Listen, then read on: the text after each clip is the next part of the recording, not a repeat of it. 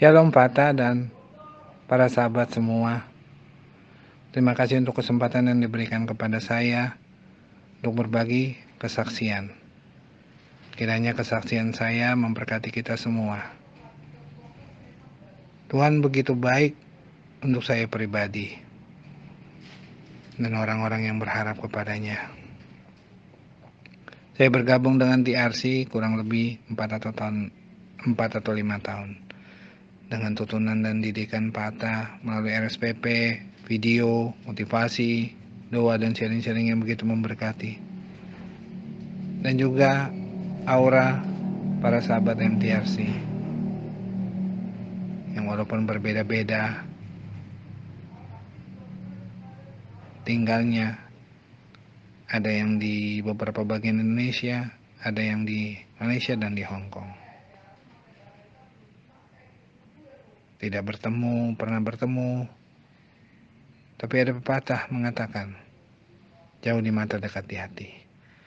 Media online lah kita bisa berbagi, support, bahkan saling mendoakan. Itulah campur tangan Tuhan yang begitu luar biasa, yang memakai hambanya Pak Atta di MTRC. Kalau untuk yang di Jakarta, saya sudah beribadah bersama dan bertemu muka dengan sahabat MTRC Jakarta dan Bekasi. Itulah kesan saya selama di MTRC, walaupun saya jarang belakangan ini memberikan komen, saya mengikuti tuntunan dan pengajaran yang diberikan Pak Atta. Begitu luar biasa memberkati saya dan pasti sahabat semua. Jelas kekristenan saya sudah jauh berubah dalam banyak hal, baik dalam karakter, sikap, ketekunan, ketaatan, dalam berdoa, muji dan menyembah Tuhan, membaca firman dan ketaatan yang lain. Itu semua berkat kemurahan Tuhan dan kebaikannya. Juga Tuhan pakai Pata untuk menuntun membimbing kami, sehingga kekristenan kami sudah jauh berubah. Yang walaupun belum sempurna, tapi kami masih terus bertumbuh, bertanding iman yang teguh sampai akhir hidup kami.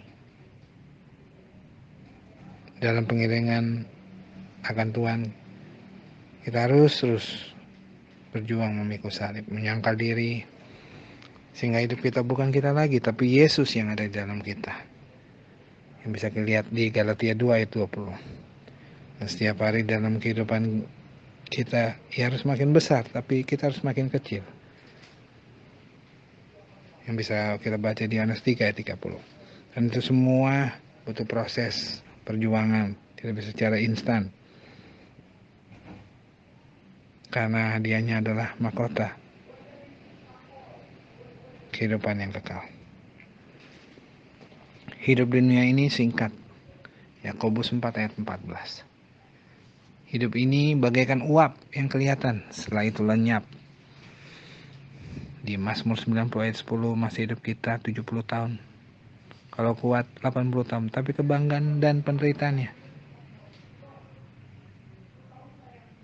Kebanggaannya hanya kesukaran dan penderitaan. Jadi, jangan sombong, tetap rendah hati dan melekat kepada Tuhan. Di MTRC kita diajar untuk hidup benar, kudus di hadapan Tuhan dan menjadi pelaku kebenaran firman-Nya. Itulah yang akan membawa kita kepada surga yang menjadi dambaan setiap orang. Pergumulan di dalam hidup ini ada saja. Banyak pergumulan dalam hidup ini. Bisa ekonomi, keluarga, kesehatan, pekerjaan, dan lain-lain. Tapi harus ingat, jangan pernah meninggalkan persekutuan dengan Tuhan. Apapun yang terjadi, tetap melekat dekat dengan Tuhan. Karena Tuhan yang akan memberikan selalu pemulihan dan kelegaan. Matius 11 ayat 28, marilah semua yang letih lesu dan beban berat, aku akan memberikan kelegaan. Luar biasa Tuhan kita.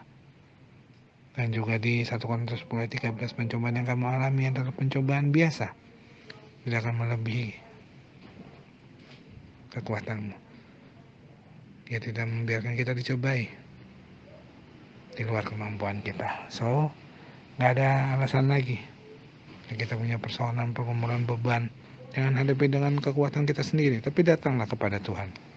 Bagi beban dengan Tuhan, maka Dia akan memberikan kita kekuatan yang menjauh melebihi dari yang kita pikirkan dan bayangkan.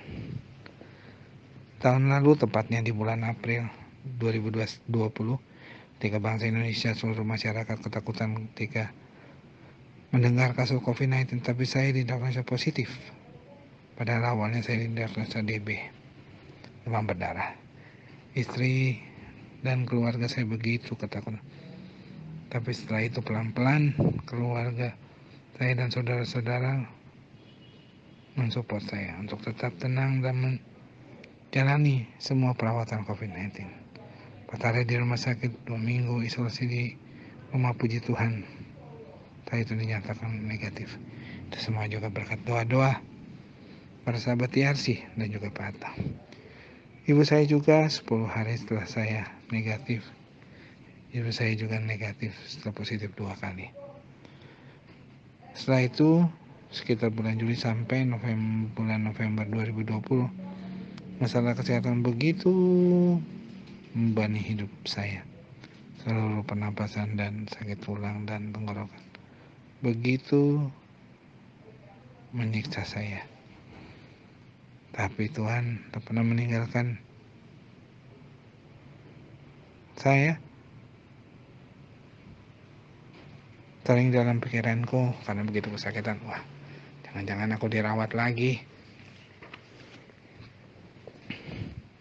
Tapi Tuhan terus menolongku dengan cara yang luar biasa. 5 bulan aku merasakan itu, puji Tuhan. Desember 2020 sampai sekarang sudah pulih kembali.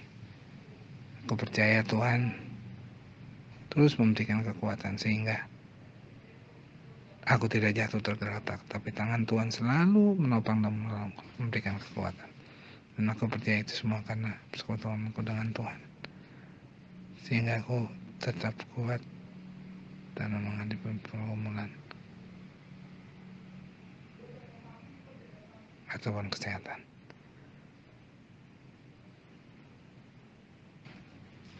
Di dalam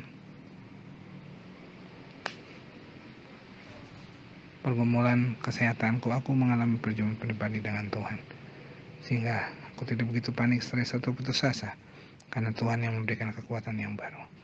Itulah kesaksian yang bisa saya berikan kekristenan saya yang sudah jauh berubah dan pergumulan kesehatan yang saya alami 1 tahun yang lalu. Kiranya itu bisa memberkati kita semua. Tuhan Yesus memberkati kita semua. Shalom.